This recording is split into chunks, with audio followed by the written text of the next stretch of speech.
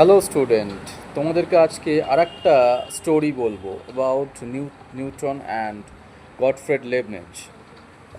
যখন নিউটনকে জিজ্ঞাসা করা হলো যে প্ল্যানেটারি মোশন, মানে গ্রহ বা নক্ষত্রদের যে মোশন ইলেকট্রিক্যাল হয় কেন, মানে উপবৃত্তকার হয় কেন, তখন সেটা ডেভেলপ করার জন্য নিউটন যে ক্যালকুলাস ইউজ করেছিল, তাতে একটা ভেরিয়েবলের রেসপেক্টে আর একটা ভেরিয়েবলের যে চেঞ্জ, সেটাকে নিউটন দেখবে এক্স ডট দিয়ে রিপ্রেজেন্ট করেছিলেন, বা এক্স ডবল ডট মানে সেকেন্ড অর্ডার ডেরিভেটিভ।